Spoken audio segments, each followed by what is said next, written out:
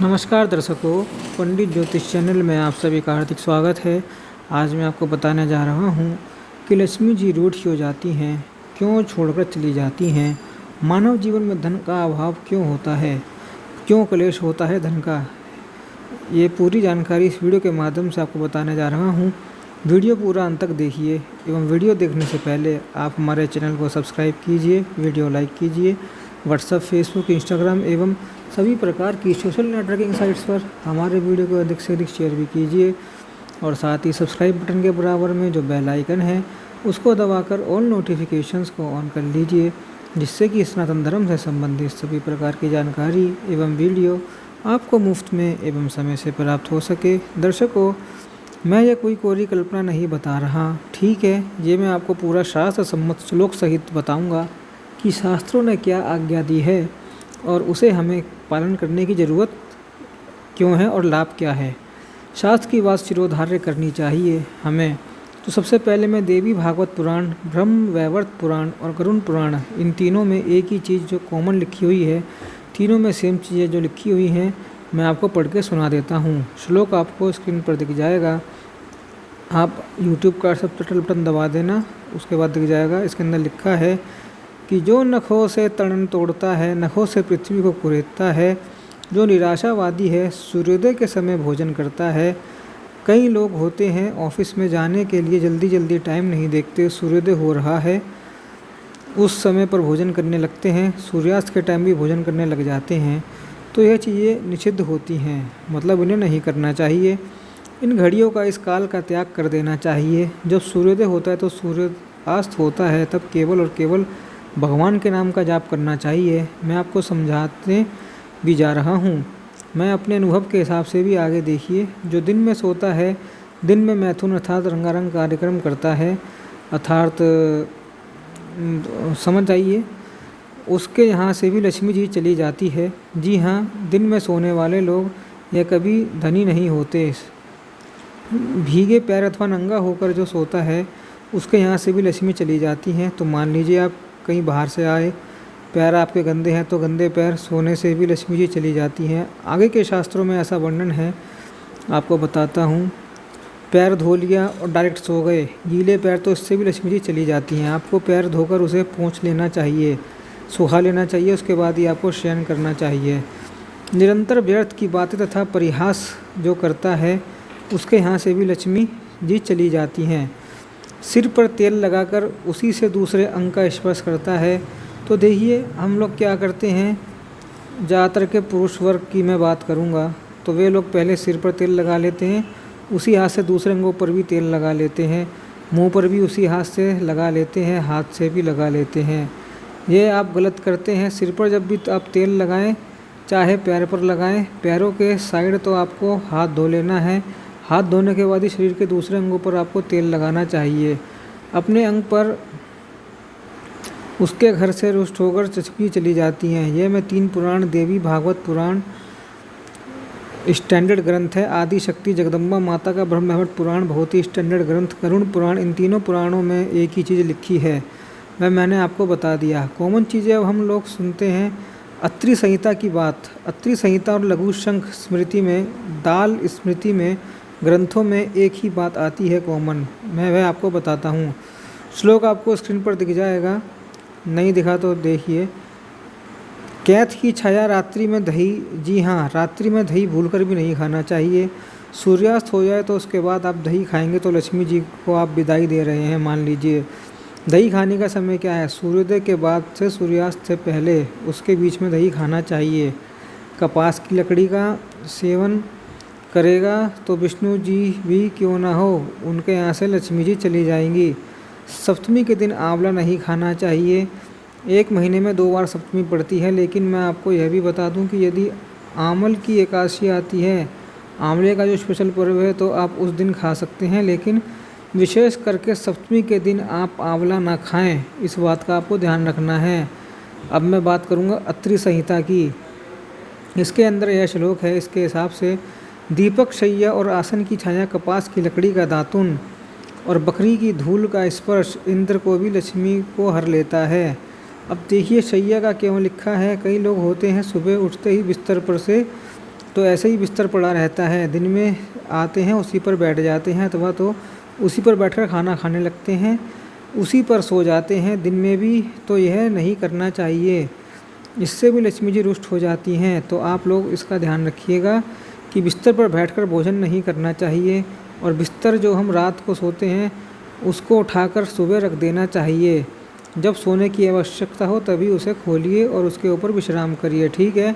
वैसे दिन में सोना सर्वदा वर्जित है, लेकिन जो वृद्ध और बीमार हैं उनके लिए वर्जित नहीं है, वे दिन में शयन कर सकते हैं। यह भी शास्त्र सम्मत बात है।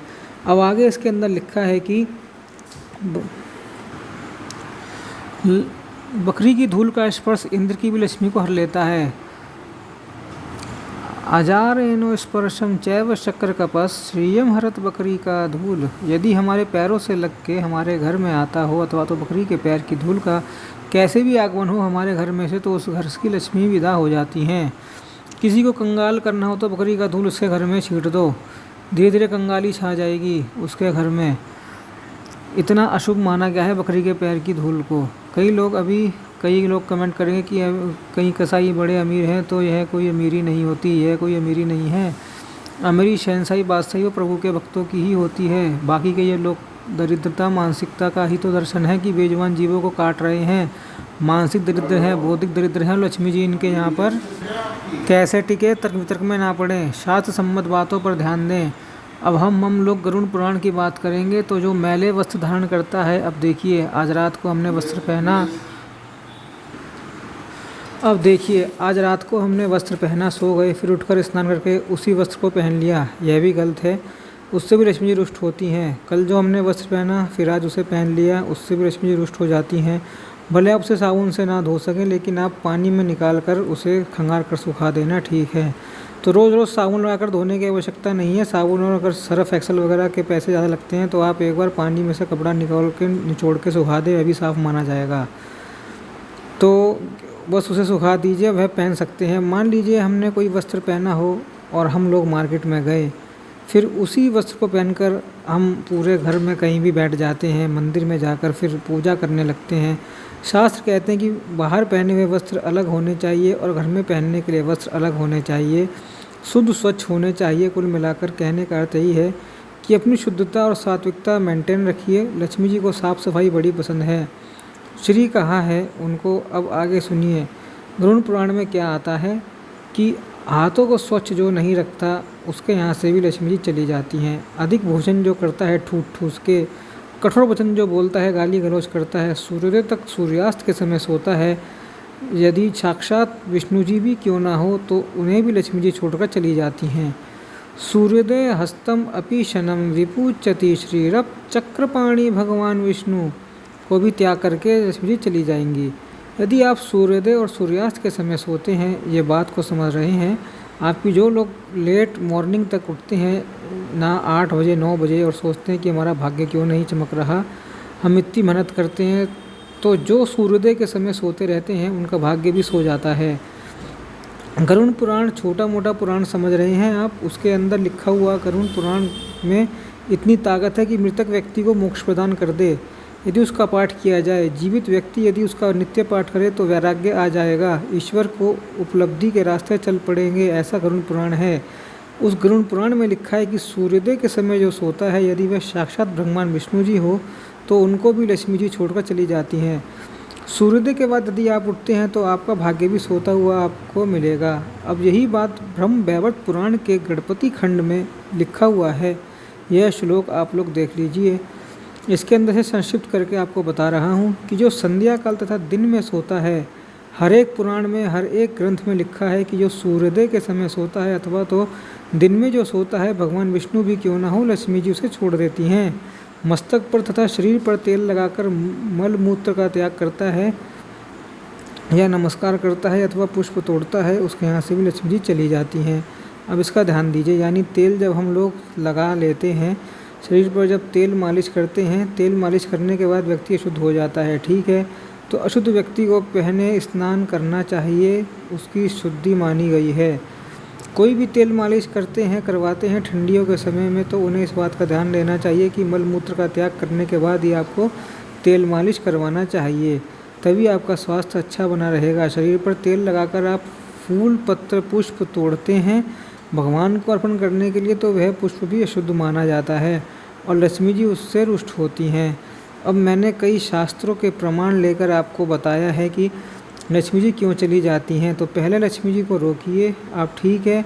फिर उसके बाद अभी आगे आने वाला जो वीडियो होगा, समय मिलेगा तो मैं बनाऊंगा एक वीडियो भी कि लक्ष्मी जी को घर में स्थायी कैसे किया जाए, और यह वीडियो आप शेयर करिएगा अपने सज्जनों, मित्र, परिजनों में, ताकि उनको भी हमारे शास्त्रों का ज्ञान हो। आप समझ गए होंगे कि कोई अपना टोटका टाटा नहीं। कोई लोग होते हैं कि इस चीज़ को ऐसा नहीं रखा तो लक्ष्मी जी भाग जाएगी, आरती कर दे तो लक्ष्मी जी भाग जाएगी, लक्ष्मी चंचला है, लक्ष्मी जी चंचला हैं।